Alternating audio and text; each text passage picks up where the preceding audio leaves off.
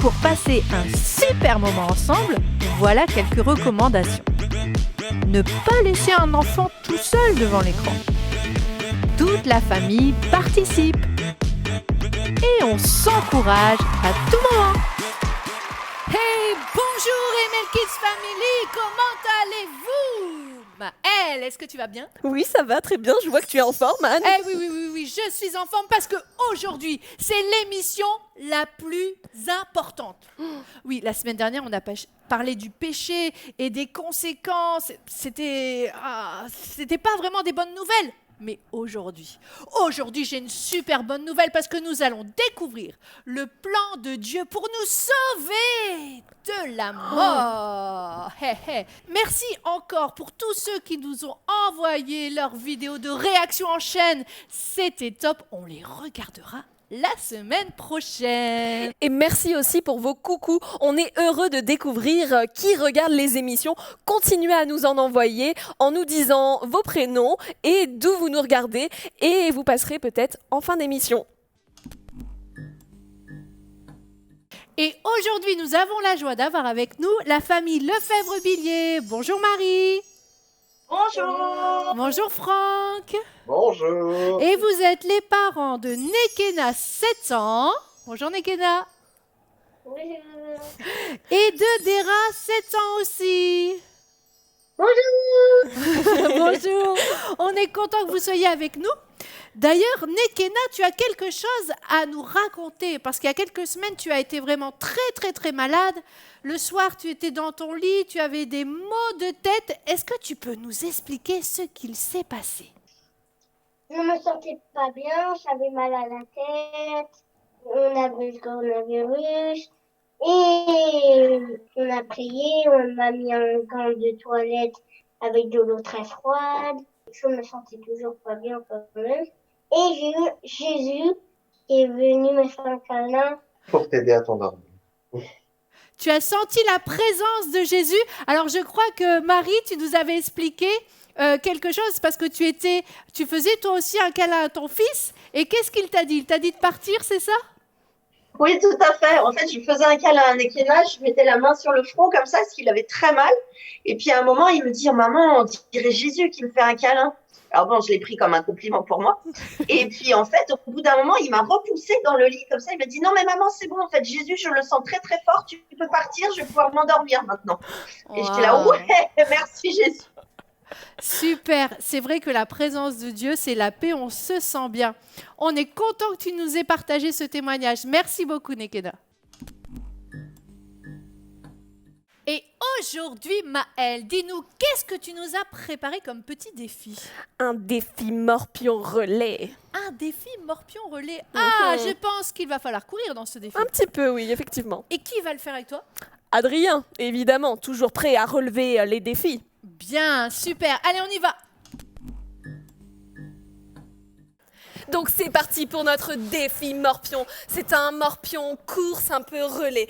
Est-ce que tu es prêt, Adrien? Oh, je suis très prêt, Maëlle. Donc nous avons chacun 3 coupelles et le but du jeu est de les aligner en ligne, en colonne ou en diagonale. Et le gagnant aura le chocolat. 3, 2, 1.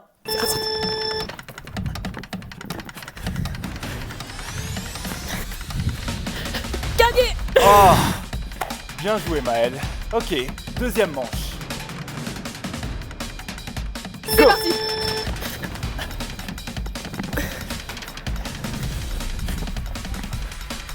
Oh, Yes! Bien joué. J'ai gagné. Troisième manche, qui aura le chocolat? C'est moi. Mais non, c'est moi. Attention, 3, 2, 1, c'est parti!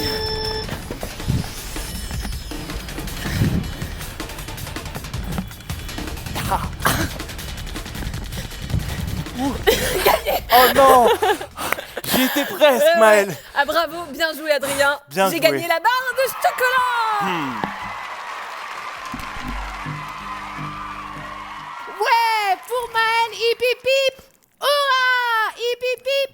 Hurrah! ça. J'ai gagné. Oh, bravo, Maëlle. Mais dis-moi, Oui. comment t'as fait? Parce qu'Adrien, il court super vite quand même. Oui, mais là, c'était de la stratégie pour positionner un peu les pions. Tu Mais nous le dis? Non, c'est un secret. Ah, c'est un secret. Mais c'est un bon secret. T'as raison, tu peux le garder pour toi. Justement, ça me fait penser que David, lui, la fois dernière, on avait découvert son secret. Mais là, c'était vraiment un mauvais secret parce qu'il avait fait des choses pas bien du tout et il les avait cachées. Alors, est-ce que ces choses ont été révélées?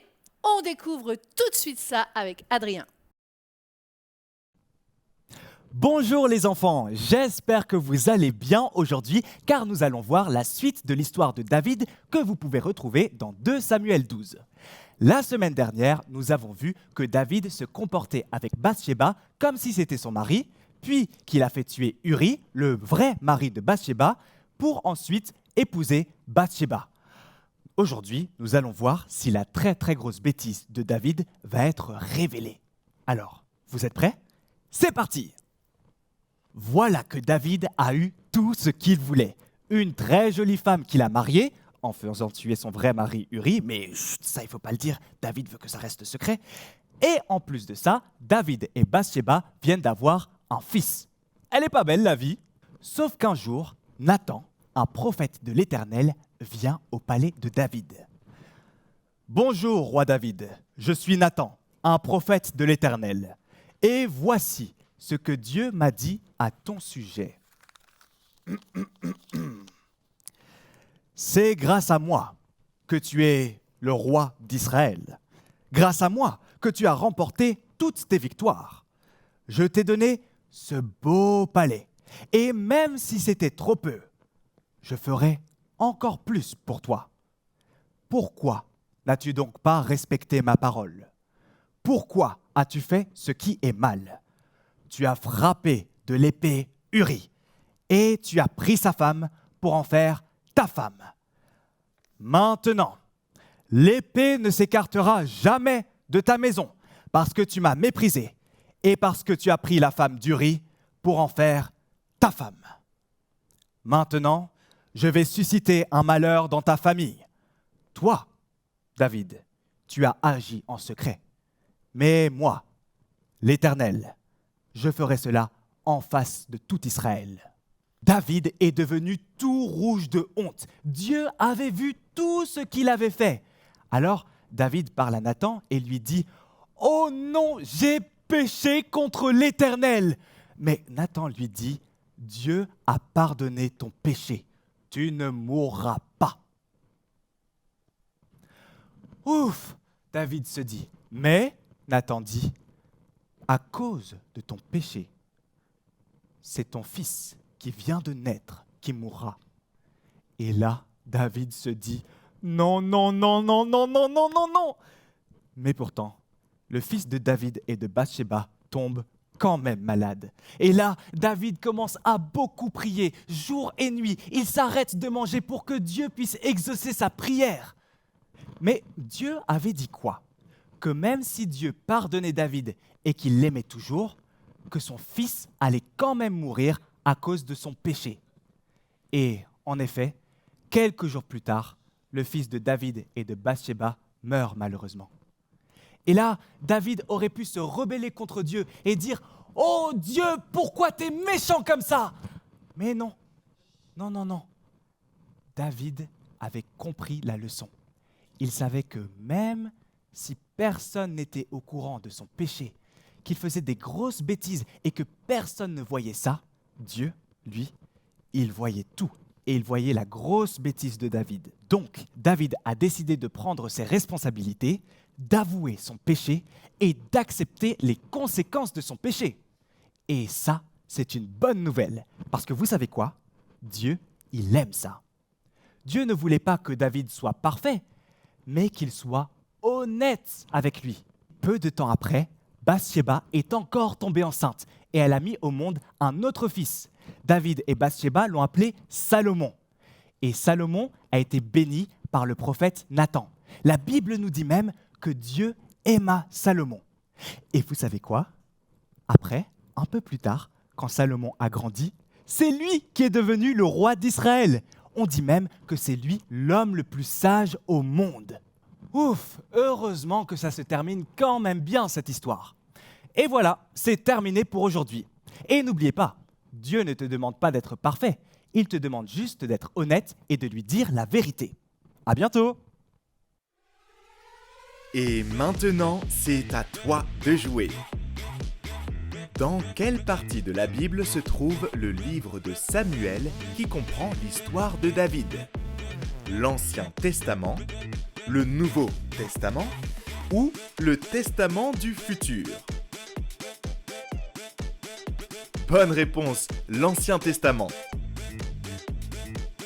Qui est le prophète qui vient rencontrer David? Nathan ou Tanan? Bien joué, c'est Nathan bien sûr. Dans cette histoire, David joue au Uno avec Nathan, le péché de David est dévoilé, ou alors David fait le défi avec Maël et Adrien. Oui, le péché de David est dévoilé.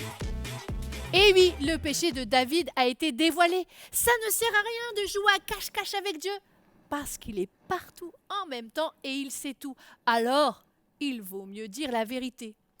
Et si toi aussi tu fais des bêtises, on en fait tous, assume-les, dis-les à tes parents, demande pardon et ne recommence plus. Maëlle, vous faites quoi? On regarde la vidéo du défi de tout à l'heure. Le défi dans lequel Maëlle a gagné. Oui, je vais aller manger ma petite barre. Je vais me laver les mains et je reviens. Tu gardes ma barre, s'il te plaît? Oui, je garde le chocolat. Les chocolats, c'est bon, hein. C'est vrai qu'il était top ce défi. Je ne sais pas si vous avez aimé le regarder, mais en tout cas, vous pouvez aussi le faire à la maison. C'est très simple. Pour cela, vous faites un quadrillage, un carré, avec 3 cases et 3 autres cases. Ça fait 9 cases. Et puis, vous sélectionnez 2 types d'objets. Si vous êtes nombreux, vous faites 2 équipes et vous le faites sous forme de relais. Ça va vous faire du bien parce que vous allez bouger, bouger. Tu l'as mangé? De T'es quoi? en train de manger mon chocolat, là? Non. Mais Adrien? Non, je mangeais pas ça. Mais Je il mange est parti où, le chocolat? Bon, d'accord. C'est moi qui l'ai mangé. Adrien, je crois que tu as manqué la cible. Ça s'appelle péché. On en a parlé la semaine dernière. Alors, je vais faire comme si je suis juge et nous allons transformer toute cette pièce en tribunal. Nous sommes ici pour juger l'affaire 6422. La session commence, vous pouvez vous asseoir. Adrien, à ma gauche, est accusé de vol et de mensonge. Maëlle, à ma droite, victime. Pouvez-vous nous expliquer ce qu'il s'est passé? C'était tout à l'heure, on regardait le défi avec Adrien sur la tablette et j'ai voulu aller me laver les mains pour pouvoir manger mon chocolat et quand je suis revenue, Adrien l'avait déjà mangé. Adrien, reconnaissez-vous les faits? Oui, je l'avoue. Donc vous saviez que vous étiez en train de faire une mauvaise action, mais vous l'avez fait quand même. Cela veut dire que vous devez être puni. Voilà la sanction. Vous ne pourrez plus avoir de dessert pendant 1 semaine pour avoir volé et menti. Mais je suis désolé, je demande pardon. Adrien, parce que vous avez demandé pardon, je vais prendre votre punition et je vais vous offrir toute cette semaine mon dessert parce que je vous aime à l'infini.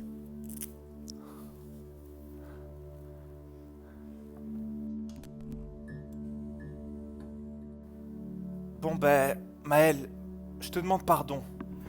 Pardon d'avoir mangé ta barre chocolatée. On fera un nouveau défi et je gagnerai sûrement et je gagnerai une autre barre. Du coup, je te pardonne. Merci, c'est gentil. Et je voulais savoir, qu'est-ce que ça t'a fait quand le juge il a pris comme ça la punition à ta place? Oh Maëlle, je me suis senti super aimé, alors que j'avais péché. Allez, check de réconciliation. Check.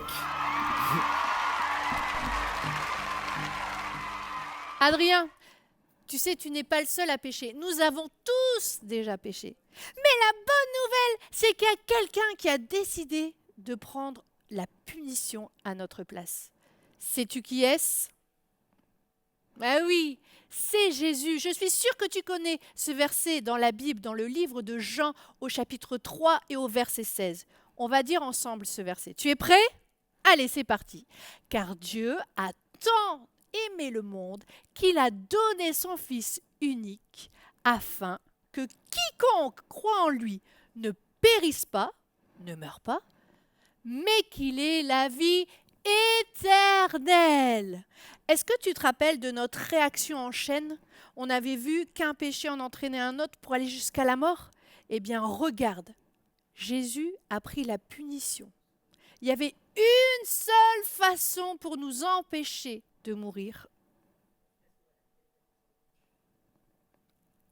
Son sacrifice de Jésus. Et regardez maintenant la réaction en chaîne à votre avis. Et oui, elle va s'arrêter. Et oui, ça s'est arrêté. Jésus, par son sacrifice, nous sauve de la mort. Alors toi, si tu veux être sauvé aussi de la mort, eh bien, il faut faire une chose. Il faut lui parler et lui demander pardon. Car dans la Bible, il est écrit dans 1 Jean 1,9, « Mais si nous confessons nos péchés, nous pouvons avoir confiance en Dieu, car il est juste. Il pardonnera nos péchés et nous purifiera de tout mal. » Dieu nous aime tellement qu'il a envoyé Jésus pour qu'il prenne la punition à notre place. Parce qu'il a envie d'être avec nous pour toujours. C'est sûr que tu vas mourir sur cette terre, mais ça ne sera pas fini pour toi. Parce que ensuite, si tu as décidé d'être un enfant de Dieu, que tu as demandé pardon, eh bien, tu iras sur une nouvelle terre, des nouveaux cieux, où il y a une place qui est préparée pour toi, un endroit magnifique où tu pourras passer la vie éternelle. Et maintenant, nous allons découvrir notre phrase boost du jour. Es-tu prêt à jouer? Vas-tu la trouver? C'est parti!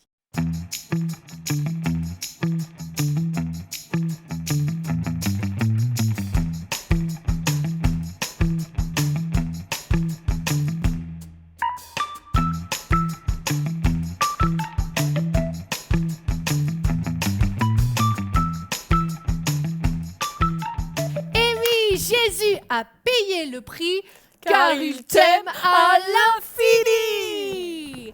Bon, ça se termine bien quand même notre histoire, Maëlle avec Adrien, non? Bah oui, bon j'ai toujours plus de chocolat, mais bon. Bon, c'est sûr qu'il reste un problème quand même.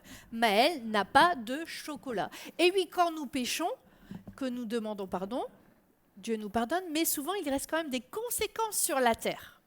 Maëlle, eh bien, elle n'a plus de chocolat. Par exemple, si tu triches, la maîtresse le découvre, tu demandes pardon, mais le résultat, c'est que tu vas avoir quand même une mauvaise note. Ou autre chose. Un frère et une sœur se disputent pour la télécommande. Voyez, ils se tapent. Et dans la dispute, bam, la télécommande tombe. Bon, ils se demandent pardon, ils en parlent aux parents, mais le résultat, c'est que la télécommande, elle est quand même cassé, eh oui. Ou alors, si dans ton travail, tu voles quelque chose, tu le dis, tu l'avoues, tu es pardonné, mais peut-être ton patron te mettra dehors. Donc, il faut quand même éviter le péché, d'accord? Parce qu'il y a quand même toujours des conséquences. Merci Dieu, parce que c'est quand même incroyable que Jésus est venu sur terre pour prendre la punition à notre place, surtout que ce n'était vraiment pas une partie de plaisir. Vraiment, il a souffert pour nous. Et lui, il avait commis aucun péché. Eh oui, ça c'est la différence avec nous quand même. Jésus, il était fait comme nous. Il ressentait les mêmes choses, mais lui sur terre, il n'a jamais péché. C'est le seul homme d'ailleurs à n'avoir jamais péché. Alors on va peut-être prier Dieu et on va lui demander de nous aider. Et peut-être c'est le moment pour toi de lui demander pardon. Est-ce que tu lui as déjà demandé pardon? C'est bien de prendre l'habitude tous les jours, hein, Maëlle, de demander pardon à Dieu, parce que des fois on fait des choses et on s'en rend même pas compte. Et Dieu, quand on lui dit, eh bien il nous fait rappeler à notre esprit des choses auxquelles on peut lui demander pardon. On y va, on prie tous ensemble. On peut fermer les yeux pour se concentrer davantage. On parle à Dieu. Merci mon Dieu, parce que tu nous aimes tellement, tu as envoyé Jésus pour nous, Waouh! Merci parce qu'il a pris la punition à notre place. Aujourd'hui encore, je veux te demander pardon si j'ai fait des choses qui n'étaient pas très jolies, si j'ai fait des bêtises. Toutes les fois où j'ai loupé la cible, pardonne-moi. Amen. Et maintenant, c'est le moment de faire la fête à Dieu, celui qui nous aime tellement. On va chanter La joie du Seigneur est ma force. C'est une superbe chanson de Samuel Olivier. Allez, c'est parti.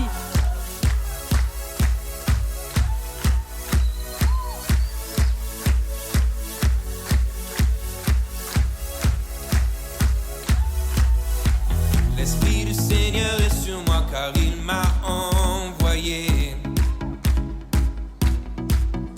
annoncer la délivrance à tous ceux qui sont prisonniers. Il fait renaître l'espoir quand mes rêves étaient morts. Il me redonne le courage quand je n'ai plus de force. J'ai son sourire à mon réveil et sa paix quand je dors. Il est mon tout et bien plus encore. C'est comme une fontaine au fond de moi. La joie du Seigneur jaillit en moi. C'est un océan de vie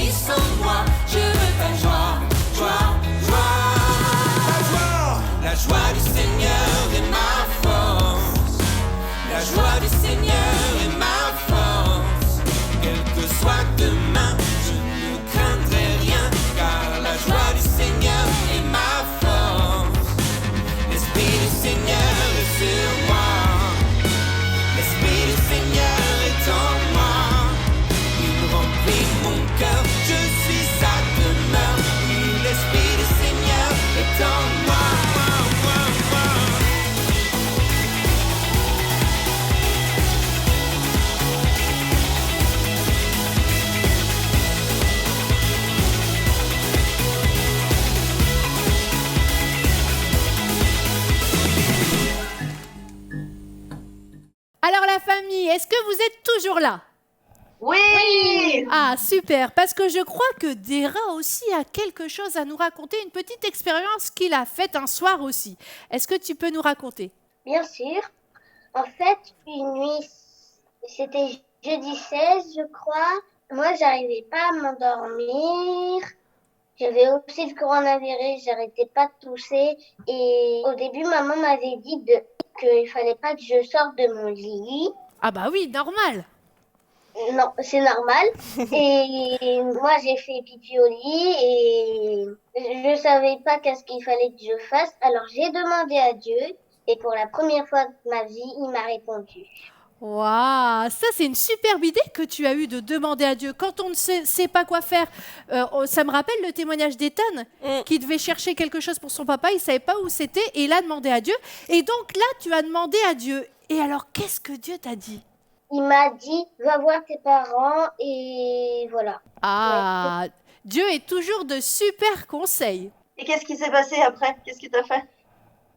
En fait, j'étais en train de chanter des louanges dans mon lit comme j'étais trop heureux. J'étais heureux que Dieu m'avait parlé pour la première fois de ma vie. Ah, super, magnifique. C'est vrai qu'on se sent super bien quand Dieu nous parle et ça nous remplit de joie. Merci beaucoup, Dera, pour ce témoignage. Alors, je vous encourage, vous aussi, à parler à Dieu, à lui dire ce qu'il y a dans vos cœurs. Et dans votre famille, les garçons, vous faites des trucs trop bien pour vos parents. Vous écrivez des versets de la Bible et vous les offrez à vos parents pour les encourager. Est-ce que Nekena, tu pourrais nous lire un verset que tu as écrit pour tes parents? Oui, verset 14, Jean. Que votre cœur ne se trouble pas. Croyez en Dieu, croyez aussi en moi. Waouh, bravo pour cette belle parole. Et toi, Dera, est-ce que tu peux nous en lire un autre? Ça parle de David. L'Éternel est mon berger, je ne manquerai de rien. Il me fait reposer dans de verts pâturages. Waouh, bravo. Merci beaucoup, Dera, pour ce verset. Alors, Maëlle, qu'est-ce qui se passe la semaine prochaine? La semaine prochaine, c'est notre dernière émission sur la série C'est Royal. Donc, je vous conseille pour toute la semaine de vous préparer. Et donc, pour cela, nous allons vous envoyer des messages via la liste de diffusion. Si vous n'avez pas encore enregistré le numéro des ML Kids, c'est le moment de l'enregistrer. Donc, il va s'afficher en bas et vous nous envoyez après un message avec votre nom et votre prénom pour qu'on vous ajoute à la liste de diffusion. Alors, ça va être un peu comme une semaine de révision. Oui, pour un grand jeu. Un grand jeu. Moi, j'aime bien gagner quand même. Alors, je vais me préparer à fond. Hein. Ouais, on va se préparer. Ok, et ben, on va tout de suite se préparer. Et allez, on se dit à la semaine prochaine. Bonjour MLK Family. Nous sommes la famille Ferreira. Il y a Joël, Mélie, Mathias et Salomé. Et on vous regarde de Versailles. À bientôt. Bonjour, nous sommes la famille Fried et je m'appelle Isaline, Barbara et Aurélien. Aurélien a 13 ans, Isaline a 10 ans et on vous regarde de Célestat dans le Bas-Rhin. Merci pour tout ce que vous faites. Au revoir. Je m'appelle Théo, je m'appelle Nao, on vient du sud et on habite à Istres. Et lui, il s'appelle comment? Lubin. Bonjour ML Kids Family. Je m'appelle Taina et j'ai 8 ans. Et moi, je m'appelle Juliana et j'ai 3 ans. Et moi, je m'appelle Sarah et on est heureux de vous regarder depuis la Belgique. On vous embrasse, merci pour tout. Ciao ML Kids. Toi ML Kids. À toi de jouer. Qui est mort à la croix pour nos péchés? Ce jus, Péchéman ou Jésus? Eh oui, c'est Jésus! Complète la phrase. Jésus a payé le prix pour manger des spaghettis ou parce qu'il m'aime à l'infini? Bravo! Jésus a payé le prix parce qu'il m'aime à l'infini. En quoi avons-nous transformé le plateau de l'émission? En plateau de fromage? En piscine à balles? Ou en tribunal? Eh oui, c'était en tribunal. Maintenant, prépare ta Bible et trouve le plus rapidement possible Jean 3,16. Chronomètre-toi et partage-nous ton record. Tu peux mettre pause. Bravo! Car Dieu a tant aimé le monde qu'il a donné son Fils unique afin que quiconque croit en lui ne périsse pas, mais qu'il ait la vie éternelle.